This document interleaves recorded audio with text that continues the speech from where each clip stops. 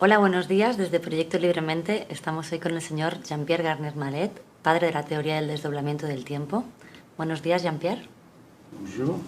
¿Cómo describiría usted el taller que ha venido a impartir este fin de semana a Barcelona? Es complicado describir esto. Es decir, intentar dar a entender a personas que no son científicas la aplicación de una teoría científica accesible a todo el mundo, con la lógica científica subyacente. Pues de hecho, este es el interés de estas formaciones. Es la de mostrar que la aplicación de una teoría científica permite a todo el mundo equilibrarse sin conocer la mínima ecuación. Este es el objetivo. Por lo tanto, ¿cómo describiría usted su teoría a una persona que no comprende el lenguaje científico? Es sencillamente explicar el porqué de un desdoblamiento del tiempo. Es decir, que si yo dispongo de dos tiempos diferentes al mismo tiempo, un tiempo muy corto en el que no tengo tiempo de hacer nada, un tiempo nulo que no percibo, y que yo pueda disponer al mismo tiempo de un tiempo excesivamente largo durante ese tiempo corto. Esa es la dificultad de entender. En el tiempo corto no tengo tiempo de hacer nada, y en el tiempo muy largo tengo tiempo de hacer muchas cosas. O sea que si estoy presente en los dos tiempos diferentes, yo puedo hacer muchas cosas, cuando sin embargo, en mi tiempo no tengo tiempo de saber que estoy haciendo muchas cosas. Y no tengo la sensación de hacer muchas cosas, porque ese tiempo para mí no existe. Y van a decir, pero ¿cómo es esto posible? Pensar que existe un tiempo que yo no percibo. Pero no percibiendo ese tiempo, tengo la sensación de que no existe. Y sin embargo, el hecho de que exista es que tenga tiempo de hacer yo muchísimas cosas, lo cual cambia mi memoria de manera instantánea y que me da deseos, nuevos pensamientos que parecen llegar de ningún sitio.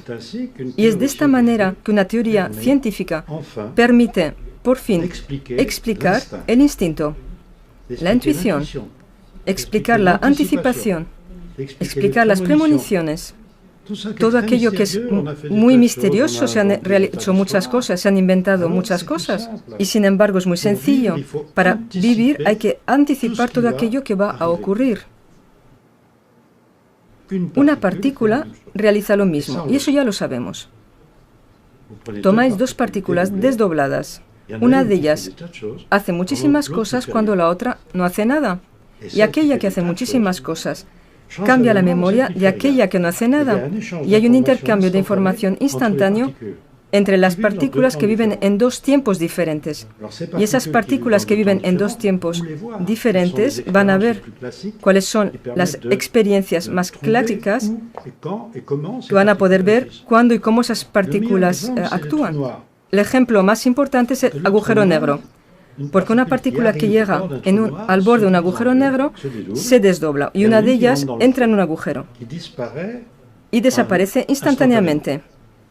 Y la particularidad del agujero negro es que si alguien entra en un agujero negro y desaparece instantáneamente, si yo soy el observador de dentro del agujero negro, veo que aquel que entra le cuesta muchísimo entrar. O sea que de un lado entra instantáneamente, es desintegrado instantáneamente en el agujero, y por otro lado nos cuesta muchísimo tiempo lograrlo. Vemos pues perfectamente que hay dos tiempos diferentes. Y esa relatividad del tiempo, pues, ¿para qué sirve? La partícula que desaparece en el agujero negro se toma todo su tiempo para realizar muchísimas experiencias. Vive muchísimas cosas nuevas que enriquecen su memoria. Y la otra, que se mantiene al borde del agujero negro, conserva su memoria intacta. O sea que cuando la partícula vuelve a salir del agujero negro de la manera igualmente rápida como cuando entró, no tenemos la sensación que sale de ella, tenemos la sensación que es una partícula nueva que está ahí al borde del agujero negro y que realiza la unión con su otra partícula. De hecho, es la partícula que se ha desdoblada la que reencuentra a su partícula célibe, que viene a unirse con la partícula célibe que era anteriormente. Hay pues un cambio de memoria instantánea para aquella que se ha quedado al borde. No ha hecho ninguna experiencia, pero mientras que la partícula está en el agujero, su memoria puede cambiar simplemente por un intercambio de informaciones.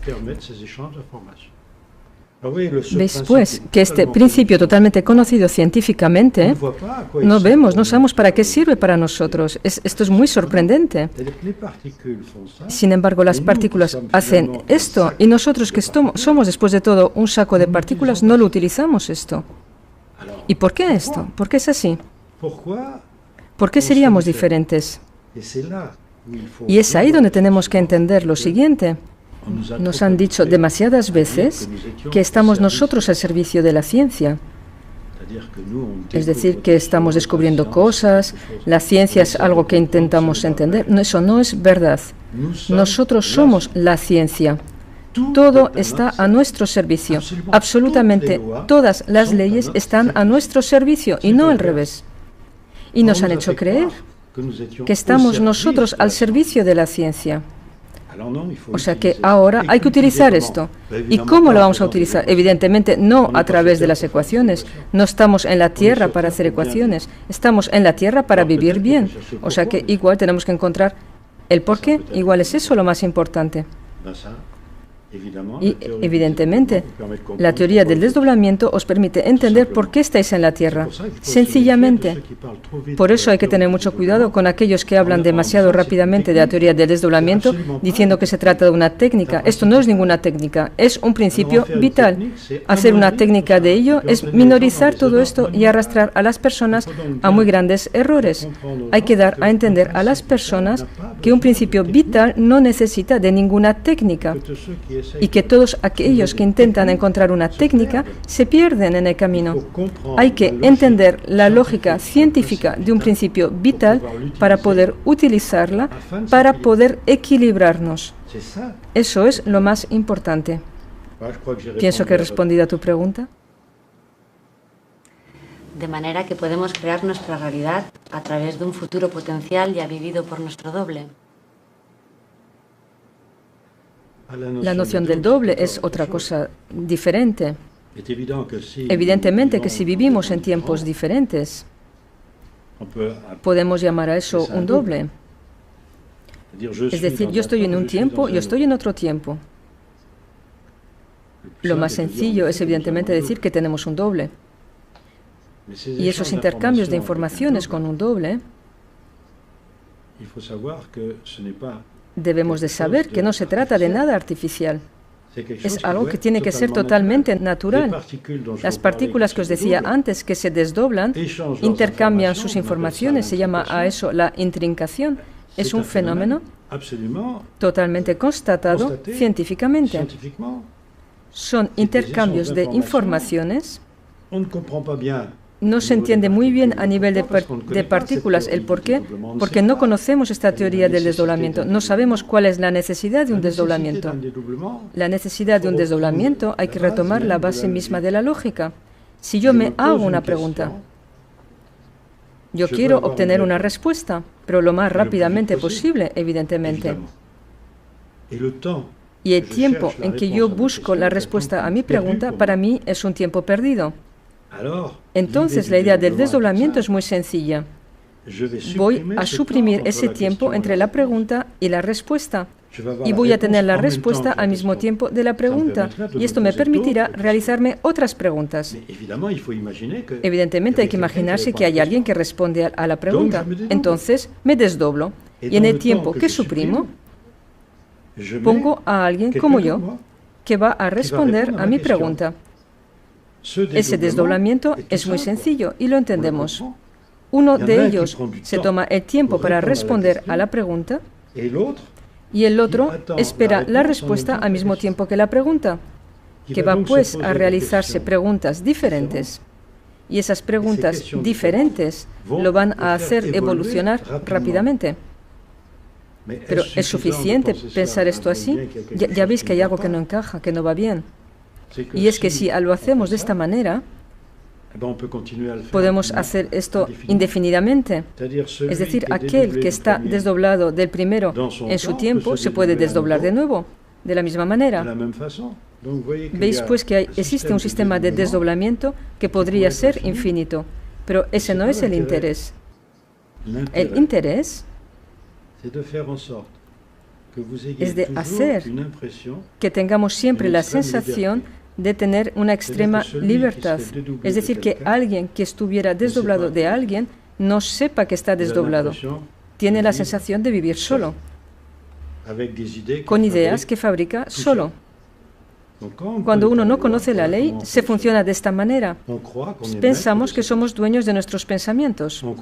Pensamos que vivimos en un solo tiempo único y que es mi cerebro el que fabrica mis pensamientos.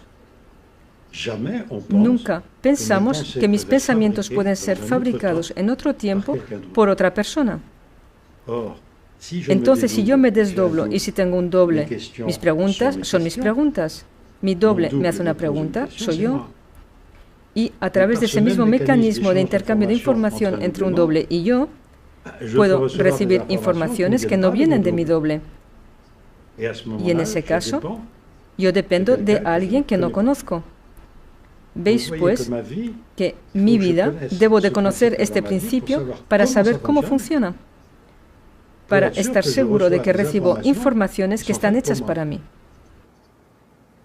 Para ser más sencillo, le llamas por teléfono a tu marido, el cual se ha ido a visitar la jungla durante 10 años.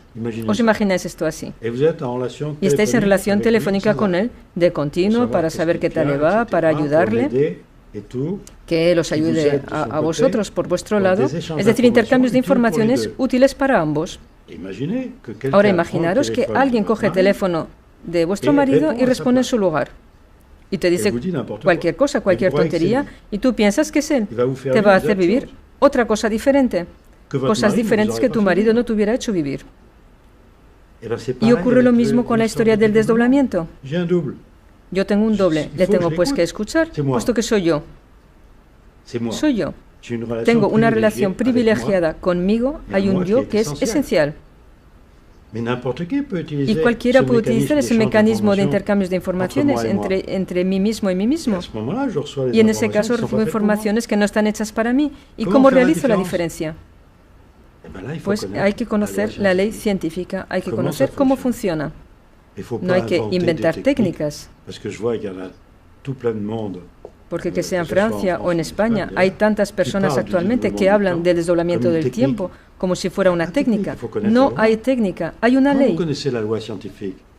Cuando conocéis la ley científica, sois capaces de enseñar a las personas a no cometer errores porque conocéis la ciencia que hay detrás.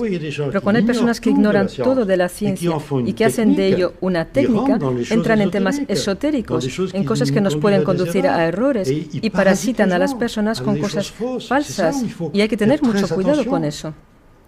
Porque hay muchísimas personas que hablan de esto sin conocer nada. No podéis hablar de cosas científicas ignorando las bases científicas. Hay pues que tener mucho cuidado. Y es que esta ley vital puede ser utilizada contra nosotros mismos. Decías en tu pregunta que yo fabrico a través de mi pensamiento futuros potenciales. Pues sí, es verdad. En el instante en que pienso algo, doy una energía en otro mundo, en otro tiempo, en donde se fabrican las consecuencias de mis pensamientos. Extraigo la síntesis como respuesta. Lo que hace pues que mi pérdida de energía en cuanto a lo que he pedido, es decir, de mi pensamiento, corresponde a una ganancia de energía, es decir, de aquello que voy a recibir de ese potencial. Todo ello en un tiempo nulo. Es maravilloso. Y no lo sé. No lo sé que yo he hecho eso. Y por otro lado, a nivel científico, hay un equilibrio de energía que está relacionado con el principio de Heisenberg. Un tiempo nulo, energía infinita. O sea que siempre me beneficio una energía infinita en un tiempo nulo. Tengo esa posibilidad. Lo único que ocurre es cómo hago para cambiar de percepción del tiempo. Y hay también una ley científica detrás que hay que conocer. Eso no se improvisa. Y ese es el objetivo, justamente, de lo que intento enseñar a las personas, ya no llenándoles la cabeza de cosas científicas que no sirven para nada, sino que detrás de cada cosa dicha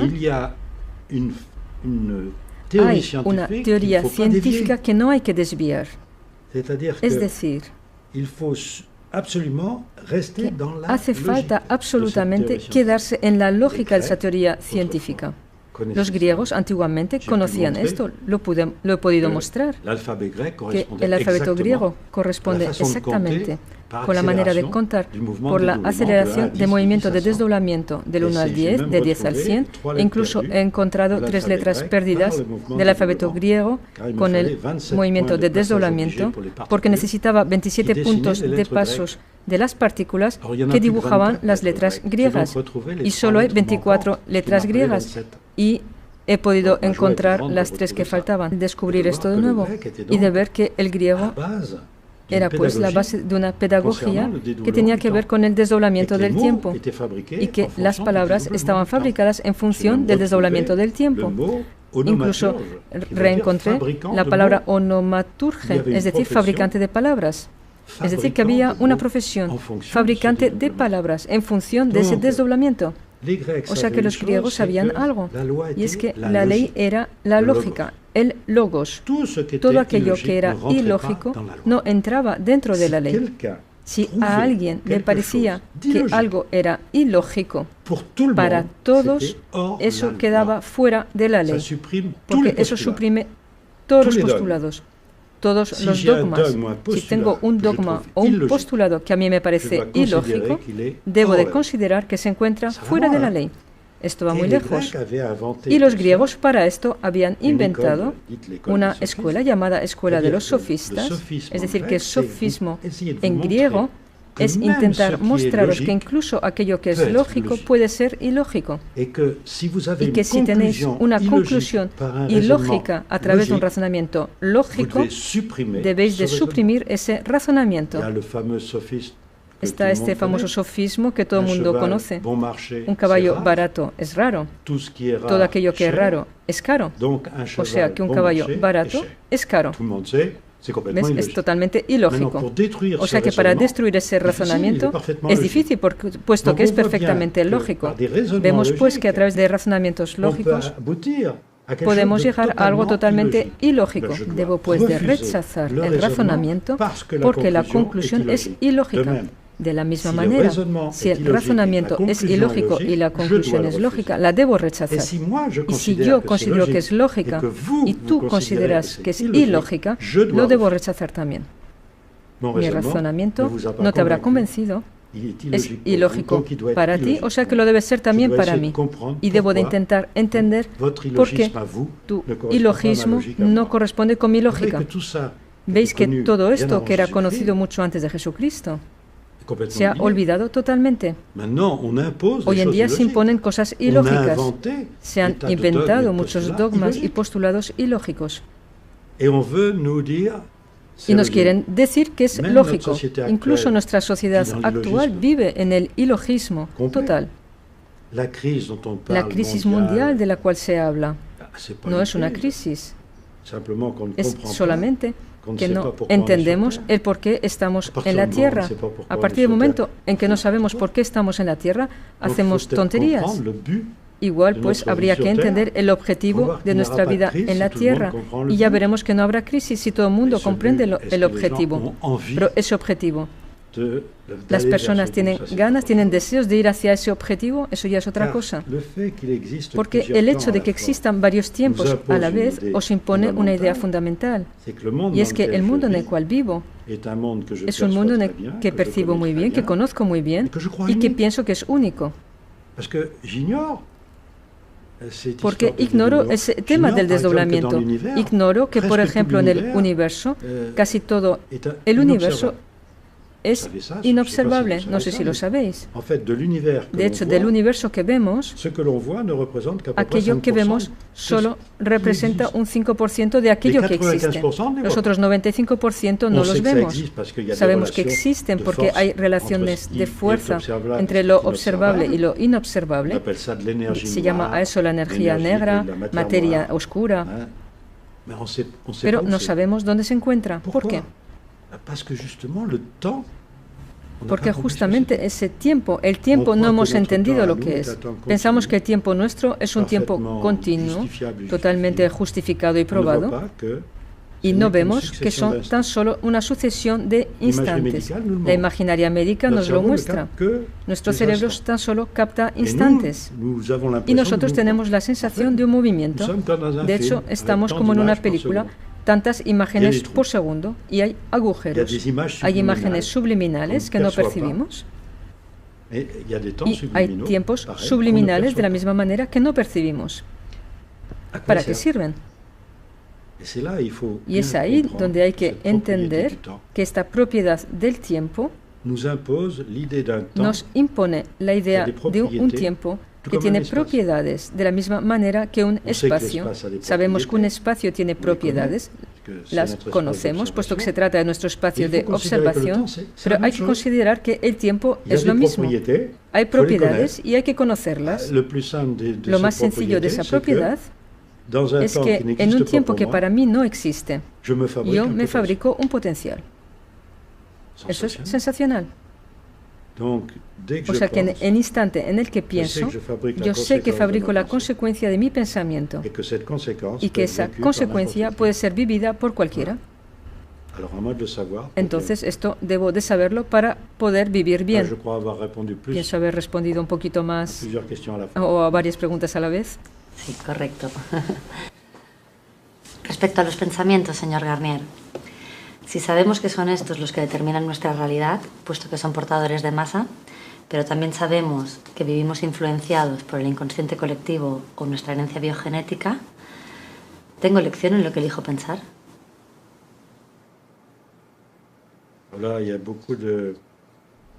Hay mucha confusión con las palabras que utilizas. El inconsciente colectivo, ¿qué significa? Eso es cuando ignoramos la ley. No hay inconsciente colectivo. Existen tiempos que no percibimos y que modifican nuestra memoria. Pero esos tiempos que no percibimos, tenemos acceso a ellos. El problema es saber cómo tenemos acceso a ellos. Las palabras subconsciente e inconsciente significa que no sabemos cómo funciona. Pero ved una cosa, si yo me imagino que tengo tiempos imperceptibles en mi tiempo y que me permiten, cambiando de tiempo, tener tiempo de, debo pues admitir que mi vida continúa, pero en un tiempo que no existe para otra realidad y que esa realidad tiene tiempos imperceptibles, lo mismo que yo. Y en esos tiempos imperceptibles pueden recibir informaciones de mi tiempo. Veis que es un tema de como encaje de tiempos que hay que conocer bien para saber cómo funciona y no así inventar muchísimas cosas por el hecho de no conocer esta ley. De esa manera se inventan subconsciente, inconscientes, colectivos, personales, etc. La ley es sencilla. Si yo pienso en algo, fabrico la consecuencia de mi pensamiento. Esa consecuencia es una realidad potencial. Cualquiera en la Tierra puede captar ese potencial. ¿En qué sentido captar? Su memoria cambia. Y en función de lo que yo he fabricado, se pone a vivir la consecuencia de mi pensamiento. Y yo soy responsable de ello. Veis pues que la ley científica que está detrás y que fue enseñada durante siglos y siglos, que se ha quedado totalmente en el olvido, es que yo debo de pensar en hacer al prójimo lo que a mí me gustaría que el prójimo pensara en hacerme a mí. Eso es una ley. Y esto me permite, si todo el mundo hace lo mismo, me permite vivir bien. Pero nadie ya sabe que esto es una realidad científica. Se ha transformado esta ley sencilla, que, os repito, es perfectamente científica, en una ley tonta. No hagas al prójimo lo que no quisieras que él te hiciera a ti. Pero si haces algo a alguien, eso es ya, por un lado, que estáis actualizando un potencial que ya ha sido fabricado anteriormente. Y todo el mundo ve lo que haces. Que esté bien o mal, todo el mundo lo ve. Que luego te imiten o no te imiten. Pero se sabe que esto está bien o esto está mal. Pero eso no sirve para nada. Sin embargo, cuando pensáis en hacer algo, eso no se ve.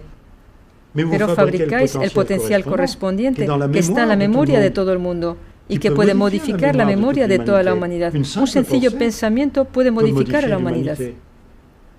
¿Te das cuenta que esto, sin embargo, hay que saberlo? Sobre todo, que nadie lo dice de manera clara y lógica. Hace falta la lógica. Este es el objetivo de las formaciones, que todo aquello que yo digo es lógico. Las personas que vienen, que han hecho toda clase de investigaciones, otros que no han hecho ninguna investigación, hace falta que cuando están ahí reunidos, todo aquello que oyen les parezca lógico. Y logro hacer esto. Usted habla del estado de benevolencia. ¿A qué se refiere? Sí, como he dicho antes, es que la ley científica en todo ello era pensar en hacer a los demás lo que me gustaría que los demás pensaran en hacerme a mí. Podemos decir que esto es benevolencia, es decir, yo controlo la benevolencia de mi pensamiento. ¿Por qué utilizar la palabra benevolencia? Porque las personas son llevados más que nada a hablar de amor, de afecto, de amistad. Eso no es una energía. Energía es el control del pensamiento. O sea que la palabra benevolencia va con ello. Hace falta saber algo. Esto lo veo en mis formaciones. Hay muchos psicólogos, psiquiatras que vienen para entender justamente ese inconsciente, ese subconsciente, de los cuales han delimitado bastante bien ciertas consecuencias. Es formidable avanzar con las personas que ya tienen ese conocimiento del espíritu y que ahora van a poner una ley estricta detrás, lo cual va a permitir un avance de la humanidad de manera sensacional. Porque evidentemente hay que trabajar con personas competentes que van mucho más lejos debido a su conocimiento primero. Ponen sencillamente algo lógico sobre algo que antes no era lógico. Tenían solamente una intuición sin saber ni el por qué ni el cómo. Por eso lo que he dicho antes, subconsciente, inconsciente, son palabras que esconden la ausencia de ley. Pero cuando tenéis el desdoblamiento del tiempo, ahí ya no hay inconsciente o subconsciente. Hay tiempos perceptibles y hay tiempos imperceptibles. En mi tiempo perceptible tengo la sensación de tener pensamientos conscientes, pero en los tiempos imperceptibles tengo los mismos pensamientos, pero no los percibo. No tengo tiempo de percibirlos. Y por desdoblamiento los percibo. ¿Veis que es justamente ahí el interés de conocer la ley y asociar a ello los conocimientos en psicología, psicoanálisis y demás? Son muy importantes. Porque encontramos la lógica, la sencilla lógica. La palabra benevolencia, todo el mundo entiende en español como en francés, que intentar estar bien, vigilar el estar bien. Es decir, que yo sé que mi pensamiento, si alguien pudiera leer en mi cabeza, en mi mente, suponiendo que mi cabeza fabrica los pensamientos, pues así, pero que todo el mundo ve que aquello que estoy pensando está bien, y entonces puedo decir que soy benevolente. Pero no se trata de un estado, se trata de un control de mi pensamiento. Yo no soy naturalmente benevolente, no significa estrictamente nada. Yo pienso en algo, en alguien, por ejemplo, en ti, y yo me digo, si ella leyera en mi pensamiento, ella vería que todo está bien, es decir, que estás contenta de mis pensamientos. Entonces, si yo me puedo decir, sí, ella está contenta de aquello que yo pienso, entonces sí soy benevolente. Es decir, que todo aquello que yo pienso fabrica en el futuro algo que puedes cosechar para vivir. Siembro algo en el futuro y tú lo cosechas. Hay que tener pues cuidado. En francés y en castellano hay un proverbio que dice: quien siembra vientos cosecha tempestades. Intentemos pues sembrar tranquilidad, calma, paz. Y entonces cosecharemos la paz, la calma, la tranquilidad. Ved que pensar en hacer al prójimo lo que nos gustaría que el prójimo pensara en hacernos a nosotros es verdaderamente una ley científica.